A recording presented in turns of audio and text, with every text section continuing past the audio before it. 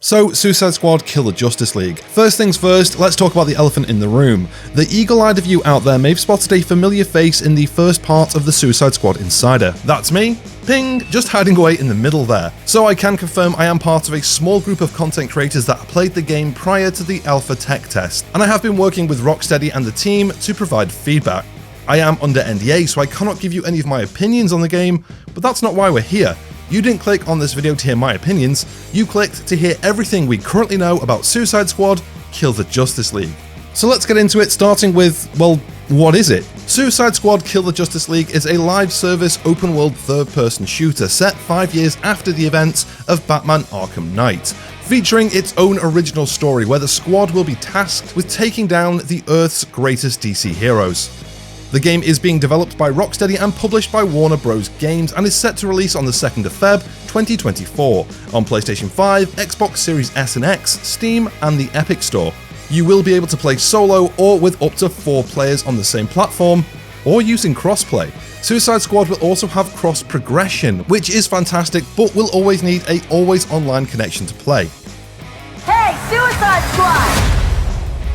Fuck you! 5 years after the events of Batman Arkham Knight, Amanda Waller takes on 4 new recruits: the chaotic Harley Quinn, the deadly Deadshot, the slightly quirky Captain Boomerang, and the only creature on Earth that can go toe-to-toe with Superman, King Shark. These 4 make up the newly formed Task Force X, better known as the Suicide Squad. The squad are sent into Metropolis, the once wealthiest city in the DC universe and home of Superman and the Justice League, but now a battle-torn shadow of its former self thanks to Brainiac's invasion. Your objective is simple: kill the world's greatest superheroes. You have to kill the Justice League. When I think of the Justice League, I think of Wonder Woman, Superman, Green Lantern. You don't want to mess with that lot. But you, Barry, you're just the team mascot, aren't you, mate? The loser of the league, folks. The fastest man alive. It's the Flucker. Let's talk gameplay. Suicide Squad Kill the Justice League is a third-person shooter with a range of different ranged weapons at your disposal, but each character also has their own unique melee and traversal mechanics. Harley Quinn has her trusty baseball bat for melee and a stolen Batman grappling hook and drone to swing and zip around her environment. Deadshot uses a combination of sniper rifles, assault rifles and pistols, wielding his unique arm cannons as a melee weapon, because let's be honest, even when it comes to up close, for Deadshot it's all about bullets. He uses a personal jetpack to get around Metropolis, finding the best view for a shot. Captain Boomerang uses shotguns, snipers and SMGs with his trusty boomerangs for a fast, punchy melee, and his newly, should we say, acquired Speed Force Gauntlet, allowing him to tap into the Speed Force for short tastes of the Flash's power to travel around Metropolis with his own flair. And finally we have King Shark, bringing the big guns. With heavy weapons, assault rifles and shotguns, this big boy wields cleavers, sickles, combat knives for melee, but unlike the other tiny humans, Shark doesn't need a stolen gimmick to get around, being able to bound around Metropolis with nothing more than his own might. Who are you maining, by the way? Drop it in the comments below, I'm kinda curious to see which character is currently coming out on top. Even though each character has their own feel, melee, traversal and playstyle, there are a few gameplay mechanics that are shared throughout the game, namely shield harvesting, juggling, and the counter shot. In Suicide Squad Kill the Justice League, there are a few tools you can strategically use to give yourself the edge. If you find yourself in the thick of a fight and need of a quick shield top up, by shooting an enemy's legs and finishing them off with a melee attack, you'll perform a shield harvest, making the enemy drop shields on death to keep you in the fight. Or if you're looking to do some big damage, you can use your melee to juggle an enemy up into the air, launching them up and making sure they take guaranteed critical hits from all guns for a short period of time. And there is the counter shot. Each enemy type will have a different reaction to the counter shot. For some it works as a crowd control, stunning or staggering them, others just take big damage.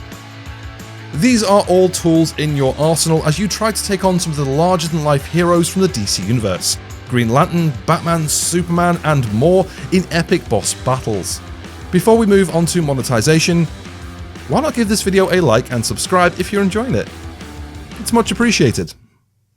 At this point, it's no secret that Suicide Squad Kill the Justice League is going to be releasing as a live service game, with ongoing content after launch, including new story, characters, weapons, gear, and more. And we all know that developing games continuously isn't cheap, so let's talk monetization. The first thing to mention is that all post-launch content will be free to all players. This includes new story, new playable characters, new missions, gear, weapons, cosmetic items, in-game events, and more. There will also be a battle pass with both a free and a premium track. However, everything you find in that battle pass will be cosmetic only, meaning there is no additional power to be gained by throwing a little cash at the game. There is also no loot boxes to be found here, which is fantastic news, and I'm pretty sure everyone is happy to hear that. I've never minded the idea of a battle pass that comes with a free and premium track, as long as everything on there is cosmetic. It's simply a way for players who want to support the game and its development to be able to do that and get a little bit of extra drip while they're at it. And finally, let's talk pre-launch, pre-orders, and the different editions of the game you can pick up. Right now, there are 2 pre-order and editions available, the Standard Edition and the Deluxe. Pre-ordering the Standard Edition gets you the game, 4 classic outfits, 1 for each squad member, which we will take a look at shortly, and if you are pre-ordering on the PS5, you'll get an additional 4 rogue outfits. Before we move on to the Deluxe Edition, let's take a look at the trailer for those classic outfits. Task Force X, your mission is to kill the Justice League. God help us.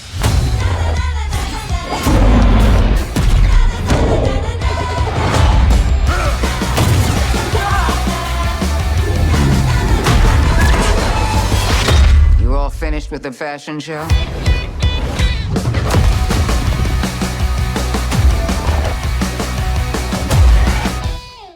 The Deluxe Edition gets you some extra goodies. You get the game, all of the Standard Edition extras being the classic outfit and the rogue outfit for PS5, and then on top of that there are 4 Justice League outfits which are honestly so good, especially Deadshot's Batman and King Shark's Superman. I love these.